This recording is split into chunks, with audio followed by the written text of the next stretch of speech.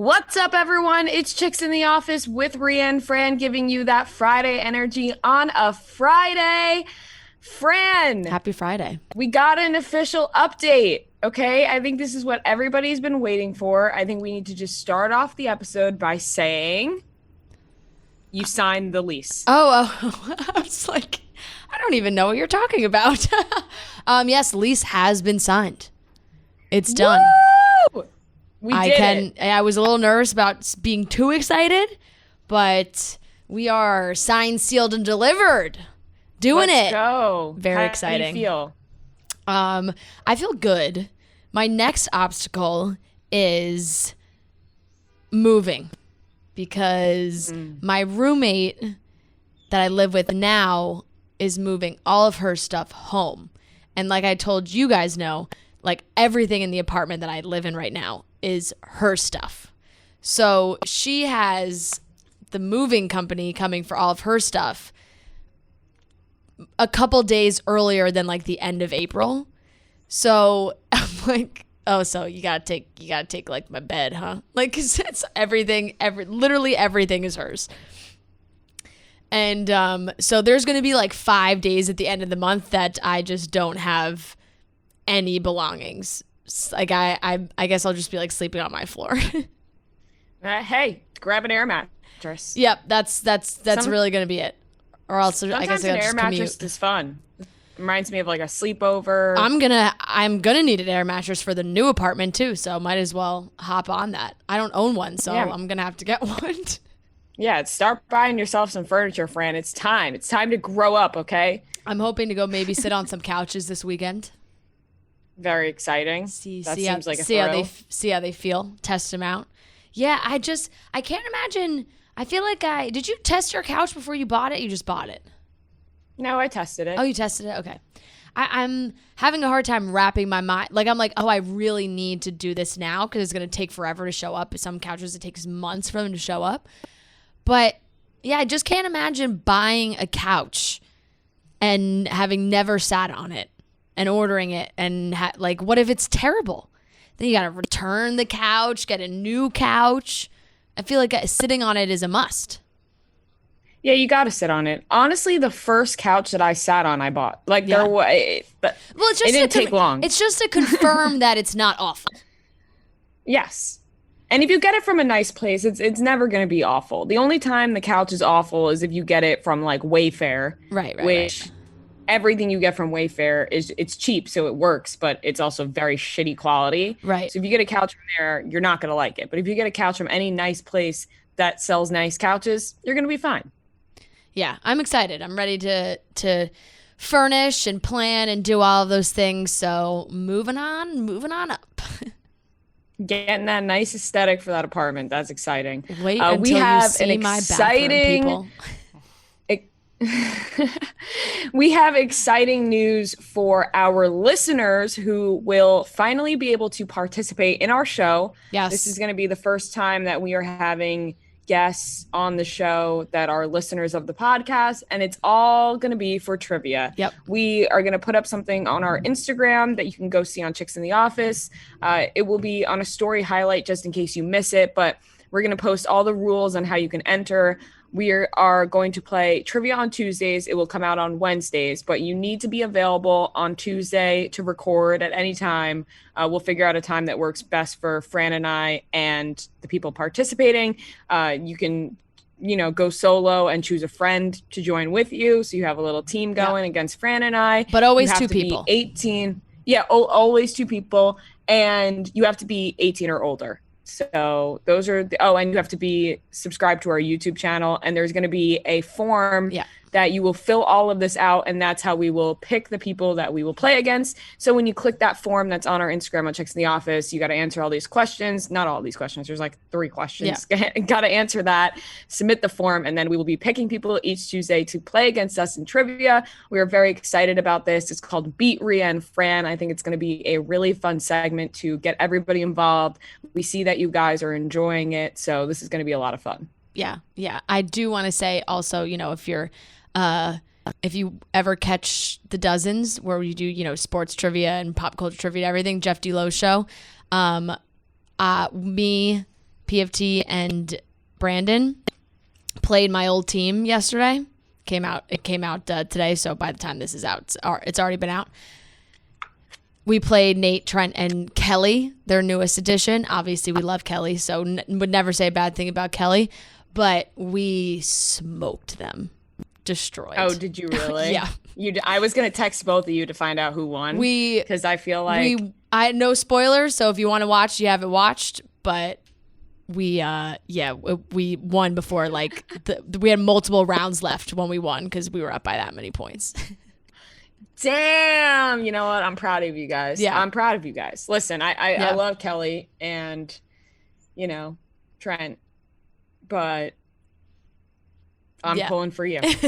You know what I mean? Thanks. You were on trivia first, and thanks. That's the way it goes. That's the way it goes. There was one other thing that I wanted to say to you, and I realized that there are times when I want to... We always talk about how we need to write down our thoughts. Like, we have thoughts that pop in our head. We need to write them down because we always forget. I try and do that in my notes app, but I don't really like that. Like, I forget, and I even forget to open my notes app or forget that it's there. What I have been starting to do, which I think I'm going to continue to do, is just text myself. Because, so you just text yourself? Like, I just thoughts? texted my own phone number, like, thoughts that I was like, you know what, I want to... write this down or potentially share this with Rhea, because how we're constantly texting anyway. So when a thought pops into my head, I normally go to text you, and then I'm like, oh well, I'm not going to tell her again on the podcast. I already told her. So I was like, well, I'm going to go through the motion of sending the text, but just sending the text to myself so that I can read it. And this is what I wrote to myself last night. It's crazy that Pilot Pete actually flies commercial airplanes. On his Instagram story last night, he posted about some new Airbus, and then he said he's now based out of New York, and like, I hope to see you on a flight soon. And I was just like, it's just crazy and he's, very nice guy. He's been on the show, and very nice guy, but we all watched his season. It's just like, walking onto an airplane where you already feel like it's safe. We know it's safe, but you're in a giant machine in the sky, and the man piloting your plane is Peter Weber. Like, you walk in, the captain waves, you're like, hey. You're right. I don't know how comfortable I'd feel with Pilot Pete piloting my plane. Like, I just feel like he is hard at making decisions. Yep.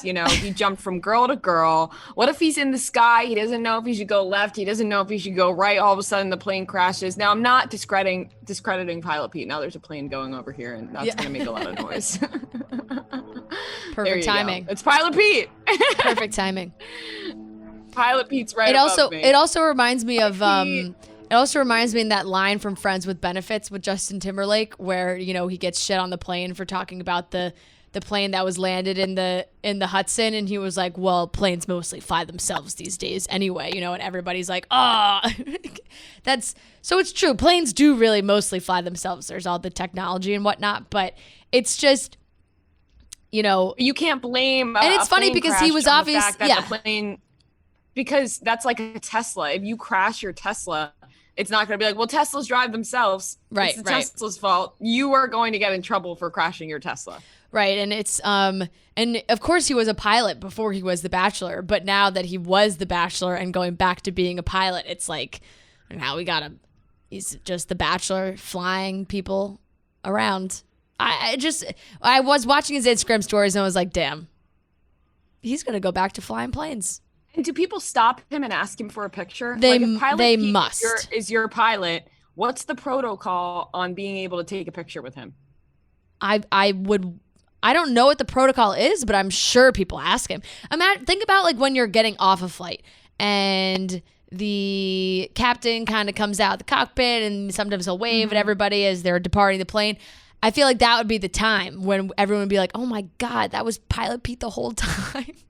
And maybe right, because you usually you usually do say thank you when you're leaving, right? Yeah. Like I always nod my head and say, oh, thank you very much. So if they're like, oh, thank you, and then they realize it's Pilot Pete, that may open the door for the conversation. But then that holds everybody up who's trying to get off the plane. You know, I want to know. I want to know what his flight flying is. No, go ahead. Go ahead. The most frustrating thing about flying is getting off the plane. Like waiting for everybody to get their things and walk off the plane, and it takes forever. Yeah. Imagine if Pilot Pete is flying the plane and everybody's stopping to take a picture for him. If I'm some old guy in the back who doesn't give a fuck who Pilot Pete is, I'm going to be screaming my head off for everybody to hurry up and stop taking pictures with Pilot Pete. Yep. He's going to have to host a meet and greet outside when you get into the airport. He's going to have to step out over there and have his little meet and greet after. I think when he goes back, I'm really gonna. I almost want to find out his typical flight paths just so I can book a flight on one of his planes. It's just I'm just so curious. And I guess it is just kind of funny when Bachelor and Bachelorettes go back to their regular job anyway. Of course, they have these jobs before they become the Bachelor or the Bachelorette, but now it's just so assumed that you kind of leave your post when you go on the show and you kind of have that influencer life and you don't really go back to your regular job. So it's interesting when people still really do go back to their regular job. I always wondered if Pilot Pete would go back to his regular job because I feel like he became very known. You know, I feel like it depends on how famous you get off the show on whether or not you go back to your normal job. But also, I don't see Pilot Pete just slanging swipe ups all over his Instagram. So maybe if you're not doing that, you got to go back to your normal job. And if you really have a passion for it, like he really loves flying. His nickname's Pilot Pete. Of course he loves flying. He's a pilot. Exactly. So when you really love it. When you really love it. But that was my thought. I think I'm just going to continue to text myself and see what happens. That's a good idea. Yeah, I do the same thing. Because, I recommend doing it as well. So much with my thoughts. Yeah, I have to, because I realize I text you my thoughts all the time. As do I, and now it's a fun way to save it for the show. It would just be better if I sent them to myself. Yeah, we can save it for the show. And sometimes your replies just don't do it for me. Like, you know, when I have a good thing that I thought that was like funny or interesting, and I text it to you, and you give the same replies over and over again. You're like, ha ha ha, oh my god. And I'm like, okay, I gotta really hit her with something crazy next time because it's just not cutting it anymore. That I don't know why that just reminded me, but nothing really shocks you anymore. Yeah, that's true. It is hard to really get a crazy response out of me these days. Yeah, it is. I'm gonna have to think of something really crazy next time. Have you caught up on Temptation Island? No, I have to watch episode 5. You have to watch. I have to watch that tonight. I'm very excited. I love Temptation Island. I will never get over Mark Wahlberg screaming at my television. Couldn't believe it. Yeah, don't spoil it yet. I'm not going to. I'm going to watch it tonight. Not going to. It was absolutely insane. Yeah, let's get into the topics for today's show. We got Chrissy Teigen deletes her Twitter after 10 years. It was the 15th anniversary of Hannah Montana. Rihanna is teasing a new song, possibly. Khloé Kardashian's real name is Khloé Kardashian. And we watched the Demi Lovato documentary on YouTube, and we will be diving in and discussing it all. Before you listen to this podcast any further, I want to know if you have been taking care of yourself. Have you? Just ask yourself that question. Have I been taking care of myself to the fullest potential? Am I? Well, if the answer is no, I'm not taking vitamins, then you need to listen up and start taking care of yourself with Care Of. All of Care Of's products are formulated with good-for-you, clean ingredients that are backed by science. Care Of's in-depth 5-minute online quiz asks you questions about your diet, lifestyle, and health concerns to help address your specific wellness goals. Fran and I have both taken this quiz before, and I think it's great. It asks you all questions about your body and your health and things that you feel like you need help with, and then it curates the vitamins that are needed for you. I now take iron, vitamin D, and fish oil every single day to help myself thanks to Care Of. And the package that it comes in is so cute. They're formulated perfect for you. There's these little packages that, you take one every day, you cut it open, it has all the vitamins you need, and the little package has your name on it. It's not like a bunch of bottles in your home. It's these cute little packages ready for you every single day. And like I said, the quiz only takes 5 minutes. So if you want to get care of and you want to start taking care of yourself now, you can go to takecareof.com and enter code CITO50 for 50% off your first care of order. Once again, if you go to takecareof.com and enter code CITO50, you get 50% off your first care of order. Remember, Care of helps support you with ongoing guidance and nutrients tailored to your specific needs. You can retake the quiz as your needs change, whether that's pregnancy or aging or changing of hormones or different health concerns that you have, for updated recommendations whenever you want. So go to takecareof.com, take the quiz, and enter code CITO50 for 50% off your first Care of order. So Chrissy Teigen deleted her Twitter after 10 years of being on the app. I feel like, Chrissy Teigen, one of the most followed people on the app. Everybody always was talking about Chrissy Teigen's tweets. I think it even made her more famous than she already was, even though she's married to John Legend and she was a model and had all that going for her. Her Twitter was really, a conversation starter many times, and she's done with it. She said that it is no longer bringing her any positivity in her life, only negativity. And it's not because of the trolls, and it's not because of like mean things that people are saying, because she can handle that. But she believes that that sort of energy, when it's thrown at you all the time, you absorb it into your bones, and then it's hard to shake off. She's not wrong about that. She's been on Twitter for a really long time. And on top of that, her life has changed so much since the first time she was on Twitter. And she was kind of really one of those faces of the app, clapback queen. Everybody was always talking about her tweets and what she was posting. And it just kind of changed, I think, a lot in the last 2 years, where just like political aspects, and because now she has children, where things blew up in an even worse way. So, she posted a bunch of tweets explaining why she was leaving the app, and then she posted a screenshot of her account that says, tweets aren't loading right now, try again, on Instagram, and wrote, "It's true. The platform no longer serves me as positively as it does negatively. So with that, I bid you adieu. But I want to say that this is absolutely not Twitter's fault. I believe they do all they can to combat relentless bullying, and honestly, it's not the bullying. You guys have no idea how much they've reached out and worked with my team and me personally. It's not the platform. It's not the bullying, and it's not the trolls. The trolls I can deal with, although it weighs on you. It's just me. I have to come to terms with the fact that some people aren't going to like me. I hate letting people down or upsetting people, and I feel like I just did it over and over and over. Someone can't read that they disappointed you in some way every single day, all day, without absorbing that energy. I can feel it in my bones. And to the QAnon people who think I'm in Guantanamo Bay right now, LOL. I saw Q into the storm and saw what I'm working with here. And I, LOL, and I, lol, I no longer care. Don't flatter yourselves." So it's been a wild, wild world for Chrissy on Twitter. And I don't blame her at all. Twitter can be relentless. Like, if you fall into a bad spot on Twitter, it can be just the worst place.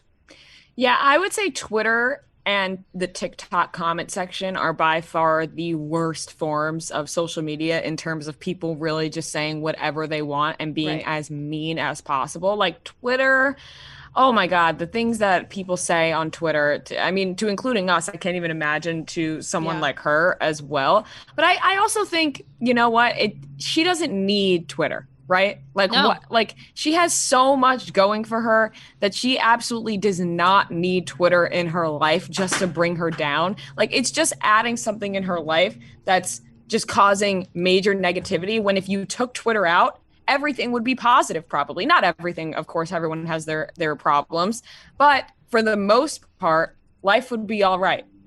Like, she's got a husband, she's got kids, she's got money, she's got her own cooking line, she's got these cookbooks, she's got all these deals at Target and other stores, and so many other things going for her, that just to be brought down by Twitter is just not worth it. When if she just doesn't go on and she doesn't hear this coming at her all the time, I bet she's gonna be like, how have I been living this way my whole life?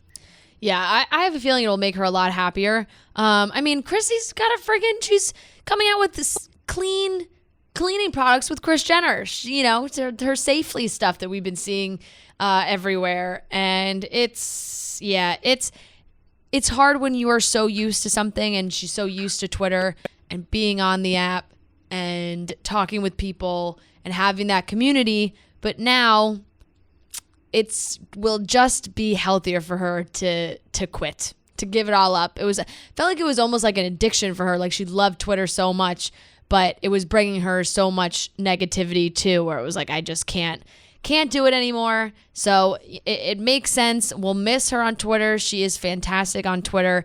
We have gotten some of the best viral, Twitter moments from her, but it's time for it to come to an end if it's taking a toll on her that much, where it has just like absorbed into her everyday life. I agree. I do think she'll relapse though. Like, I think she's going to take some time, but I do think she'll come back. Yeah. I hope so.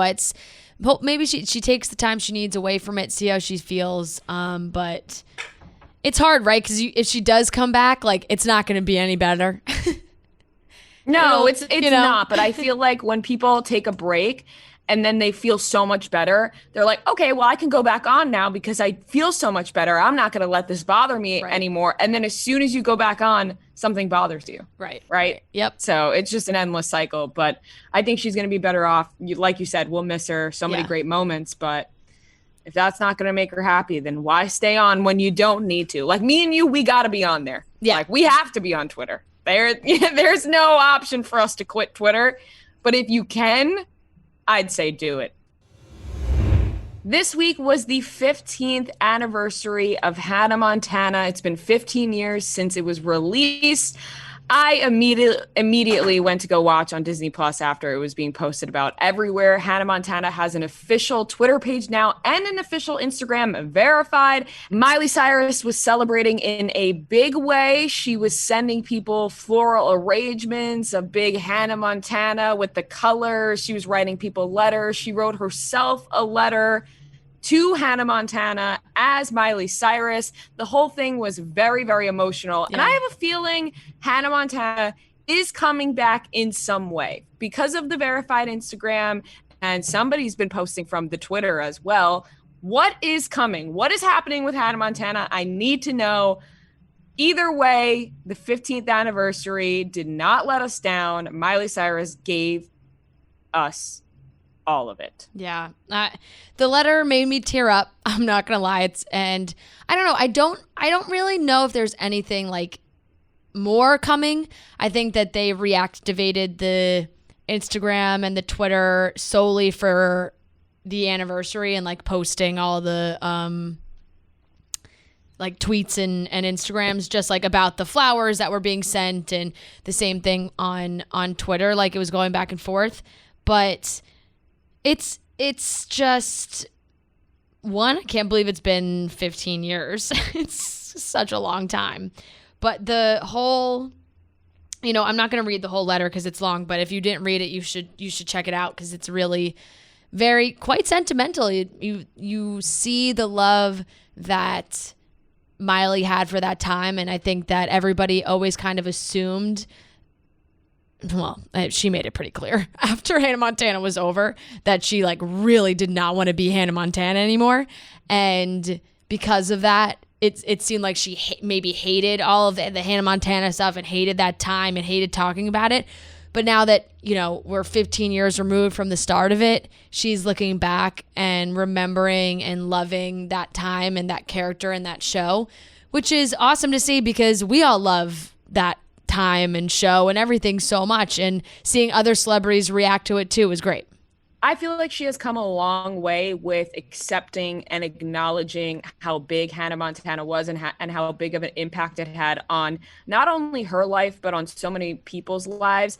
And yes, I think for a while she resented it. She wanted nothing to do with it. I think it was more so maybe even a Disney thing. She wasn't allowed to do certain things. She wasn't allowed to say certain things. She couldn't really be herself when she was Hannah Montana, and she was growing up on that stage, in that environment with her dad every single day. Imagine that, when you go to school, you're leaving your parents behind when you go to school.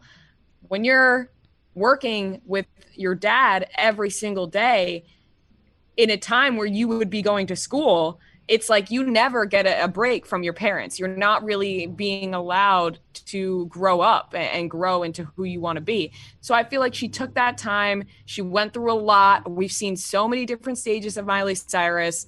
And I feel like she's grown so much to now come back around on it and truly accept and love Hannah Montana. And we see her posting about it all the time now. She's always posting throwback pictures. She's posting throwback magazines. Yeah. I feel like she appreciates it so much more. She's grown up from it. And we appreciate it too, because it's so much fun for people like us who love Hannah Montana to see the person who was Hannah Montana love it as well. I know that when we talk to certain actors or actresses who were on Disney shows or Nickelodeon shows, we just recently had Victoria Justice, and I always ask, like, how do you feel about being on that show? How do you feel about it now? Because some people want nothing to do with it. They just want to leave it all behind. And then some people, they embrace it. And I love to see that Miley Cyrus is embracing it. She sent flowers and letters to so many different people. I thought it was hilarious. She sent to Egos because of the song Hannah Montana they made years ago. I thought that was hilarious. Joe and Sophie Turner, Corbin Bleu, her other castmates who were also mentioned in the letter. And then she says, she thanks her mom for driving her and the family moving cross country for her to fulfill her dreams that she got in a building in Burbank, California, just, from this audition. Yeah. And like I said, it's a tearjerker letter, but the flowers sent from Hannah Montana to everybody was really funny. And you saw like Cody Lindley on Instagram posting his and talking about getting everybody back together. The Jake Ryan, Miley Stewart love story for the ages. And I think she also, I don't know if she had sent it. I'm assuming she did, but they sent one to Selena Gomez also. That was like Michaela for Michaela, and Selena. I have to find it because I do think that Selena. Hold on. I always forget that Selena Gomez played a crucial role on Hannah Montana. Oh yeah. So the Hannah Montana Twitter account tweeted it out like at Selena Gomez. It's the same note that everybody got, like the same piece of paper. It says, Michaela, hate makes you ugly. Good thing I love you. Always and forever, Hannah Montana. And Selena replied, love you, with the hearts and a rainbow emoji. So it's just, it's fun to look back now and see how many people were involved in that show and seeing the notes. And the first one I saw was Joe and Sophie, which was awesome because it's just, we know how much Sophie loves Hannah Montana and loves Miley Cyrus, so she was probably freaking out. And then fans were freaking out because on the note, which you could kind of like screenshot the video and see that it said like, thanks for naming your daughter after me. And so everyone was like, oh my God, wait, did we get her name? Like, is her daughter's name not Willa? Or is their daughter name not Willa? Is it Hannah? But now people think maybe her middle name might be Hannah because her name is definitely Willa. Can confirm. I know that they like have never outright said it, but in Priyanka's book at the end in the acknowledgments where she's, thanking everybody and thanking her family, it literally says Joe, Sophie, Willa. So 100% Willa. Is Hannah her middle name? Maybe. That would be fun. Maybe. Willa Hannah Jonas. I like that. Very cute. That's fun. Very cute. That is cute. Or it's just like a funny joke for Miley being like, I know you're so obsessed with me. Yeah, that's hilarious. I love to see that Miley and Joe Jonas are on good terms because we all know that I think Nick Jonas was Miley's first love. She mentioned that in the letter. She said, she had her first love during those years. She got her period on set during those years when a cute boy asked her to have lunch and she was in white pants. And see, these are things I can't even imagine. Like, you're growing up, you're famous at such a young age in crucial years of your life. So I understand why she ended up hating it, but now appreciates it. It was very emotional, and I think everybody should go back and rewatch Hannah Montana on Disney Plus so they can fully appreciate the anniversary of Hannah Montana.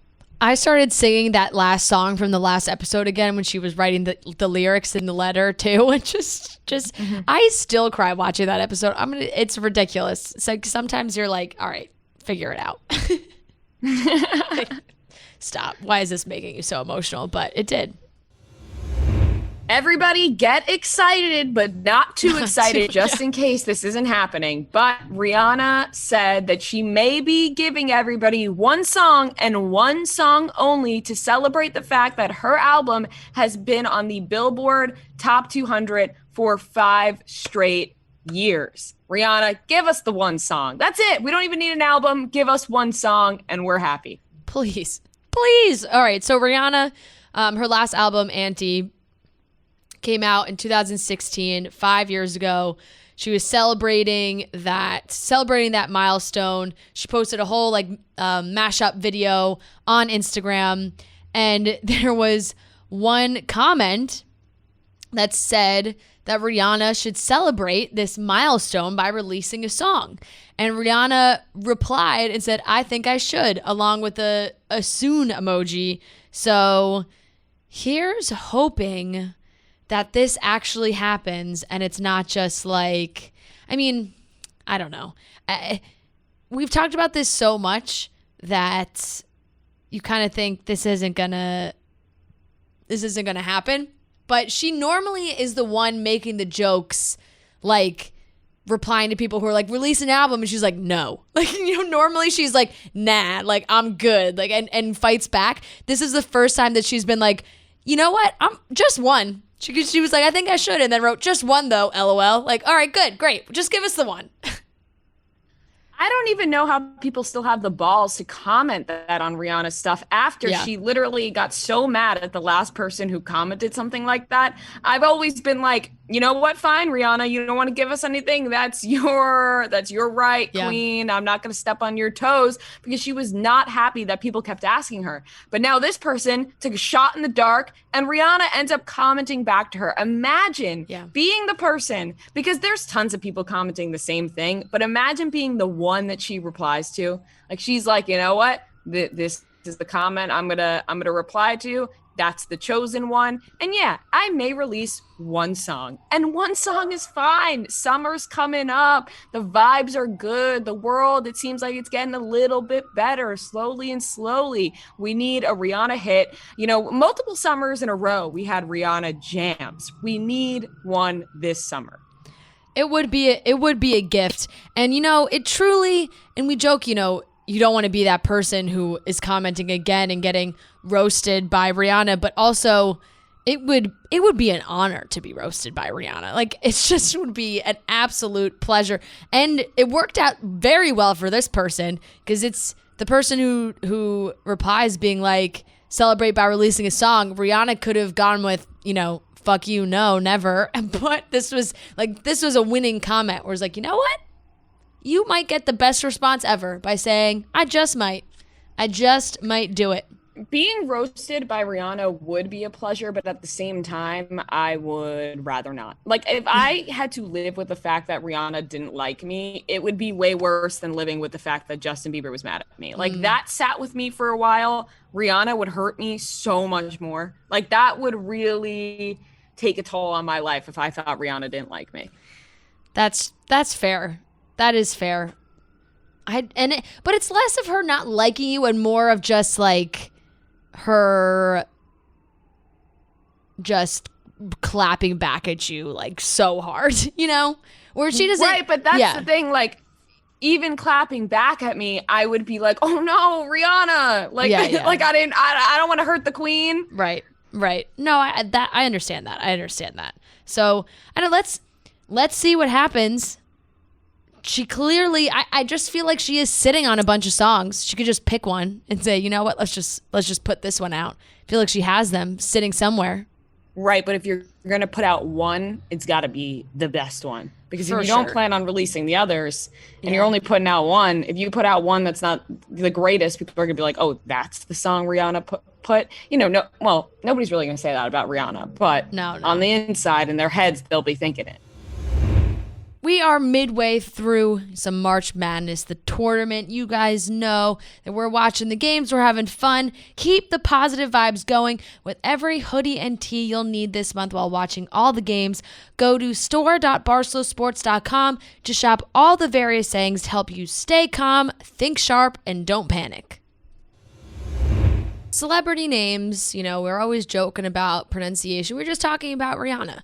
If you ask Rihanna, she says her name's Rihanna. No one else says that except for her. So it's just this thing that I just think snowballs, right? And I was reading an article too that said that Ariana Grande, her grandparents pronounced her last name Grande. And that it just became Ariana Grande, and Chrissy Teigen is apparently Chrissy Teigen, but everybody's just changed it. So it's everybody we've talked about today actually says their name a different way than the world calls them. Now, Khloé Kardashian, one of the most famous women, you know, yes, she has that little accent at the end of her name. We just kind of thought that was like for like fun, for a little design, like just to let it, you know, stick out a little bit. However, Andy Cohen is doing his new series on, I believe it's coming out on E! I actually think it comes out like maybe tonight. I did see a bunch of Instagrams about it. And he's going through the history of reality TV. He sat down with some of the most prominent reality TV stars, and they're going behind the scenes of their show and everything, all the crazy things that went down. So Andy Cohen went on The Tonight Show with Jimmy Fallon to promote that show. And he told Jimmy that when he walked into the Kardashians' home, Kim, Kourtney, Khloé, and Kris, that's the group for the interview, that he said Khloé's name, Khloé. And the other girls were like, well, what? Like, why'd you do that? And Kris Jenner was like, oh, well, that's actually how you were supposed to say her name. And everyone was like, I'm sorry, what? Like, the other women were like, excuse me? And Kris Jenner said, yeah, that's actually really how it's pronounced. And Andy Cohen was like, yeah, there's that little accent on the top of the name. He's like, why am I the only one that got that? It's like, all right, Andy Cohen, first of all, you have not been calling her Khloé forever. I can guarantee that there have been times that you have called her Khloé.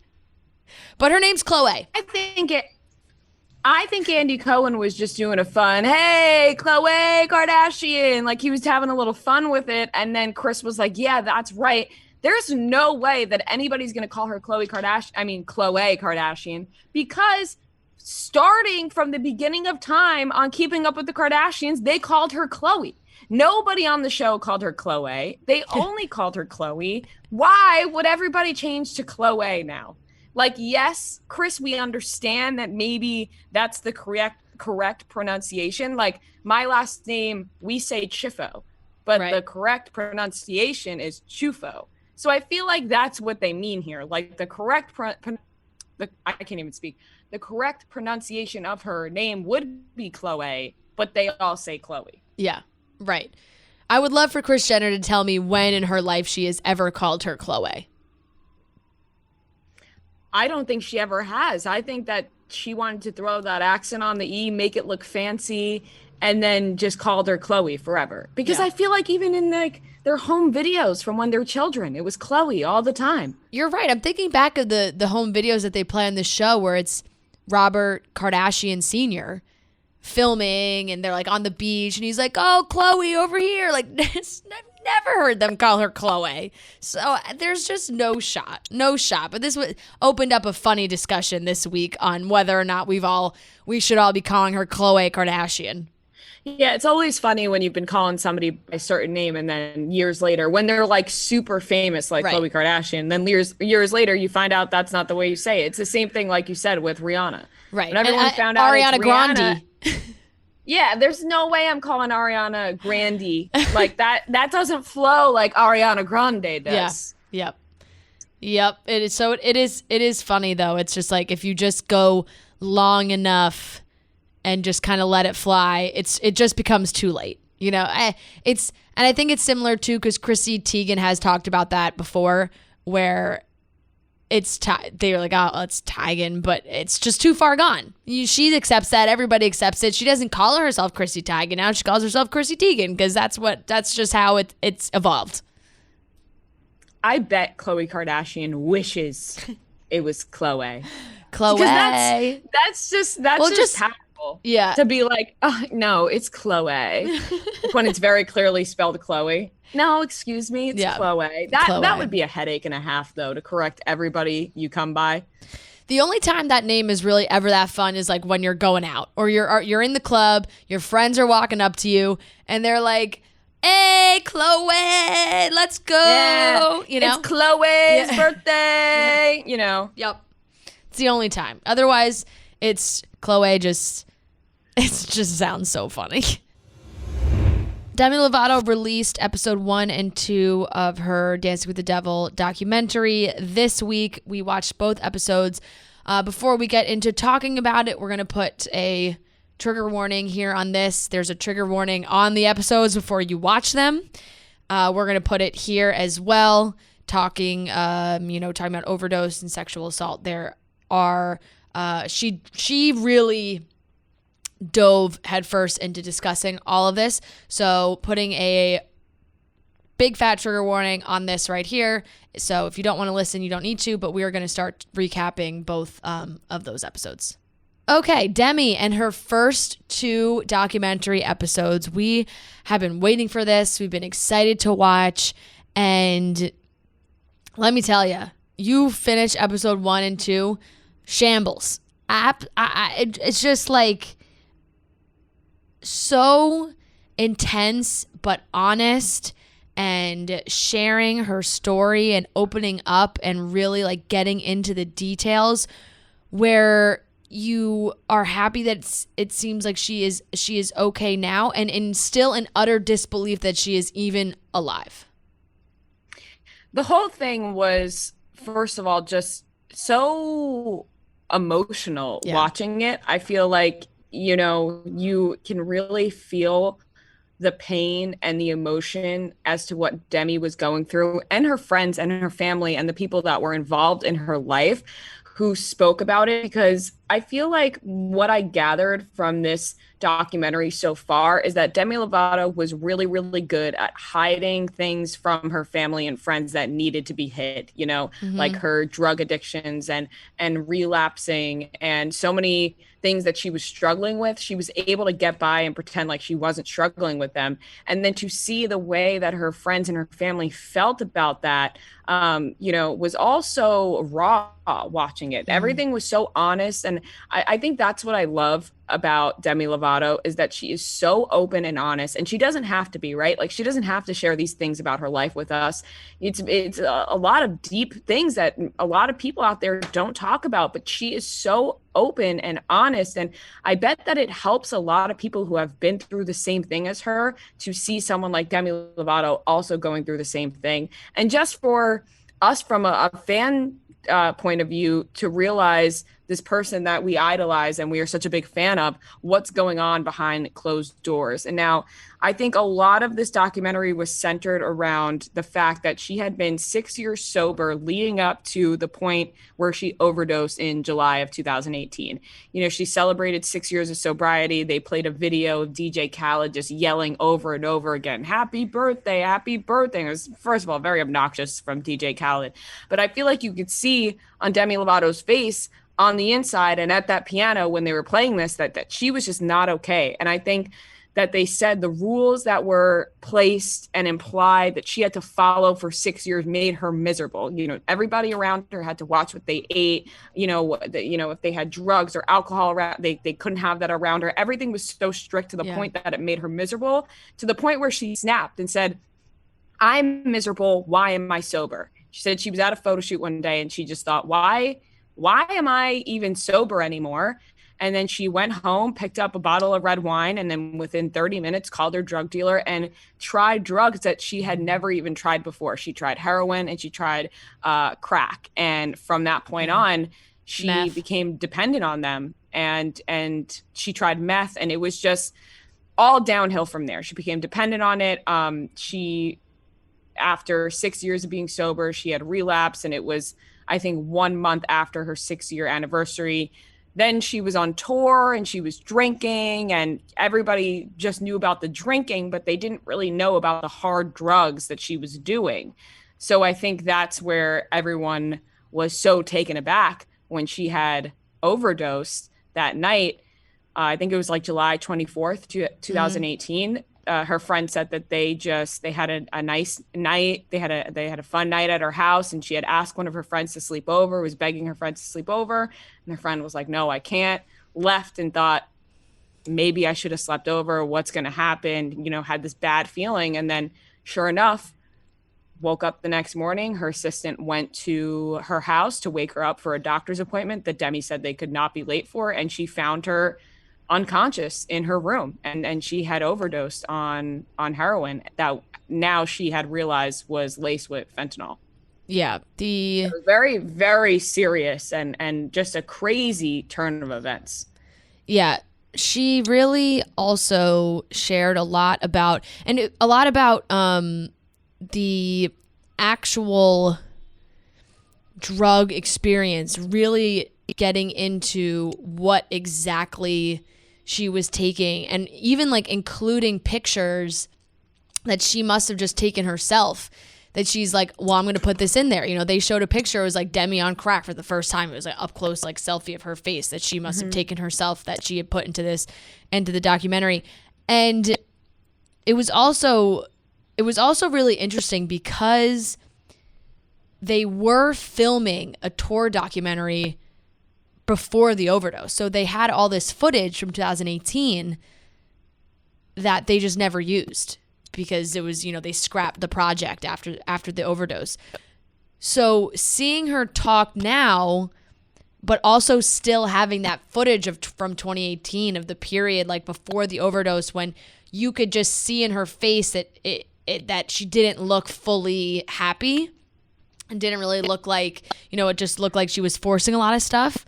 It's just really, really crazy to see how she was like speaking about her life in 2018 and then seeing her speak about it now, and for a consumer watching those things at the same time, like because we were getting both sets of footage at the same time into one documentary. And just it's so crazy for her friends too, to kind of share their experience and how they got through all this and they didn't really know what was happening. On top of her family, her former assistant sat down and talked to them about it. Like seeing her speak about this is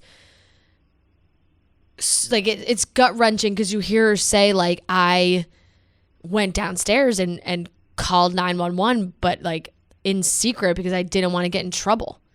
Right? Like imagine, she saved her life. Demi had said, if the doctors had said I really only had like 5-10 more minutes, and that would have been it. So the details of that overdose and then also being in the hospital, we knew that there were medical problems afterwards, but not really as extensive as she said. The strokes, the blind spots, she can't drive anymore, waking up and really being legally blind, having her little sister at her side and not being able to see her, was like, sobbing. You're watching this and it's just so emotional. Yeah. When she put it in perspective and said that her mom told her if she didn't get sober that she would not be able to see her sister again. And then when she overdosed and was blind, when she woke up and couldn't see her sister sitting next to her, she said that that's not what her mom meant, but it's freaky that ended up happening. Like she literally couldn't see her sister because she overdosed. And the whole thing is just, it's amazing to see Demi come out on the other side of it, because there are so many people who are obviously not fortunate enough.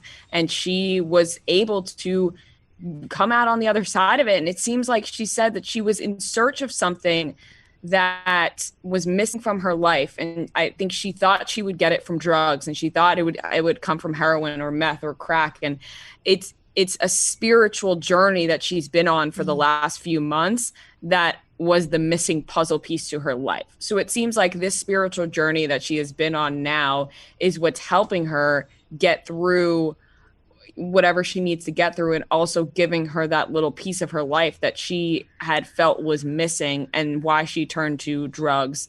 And I think that she is not 100% sober. I think that's been stated. I think she smokes weed, and I think that she may drink a little bit. I'm not exactly sure on what that means. I'm pretty sure she used the term, I read, California sober. She's California I don't think it's what she said. Yeah.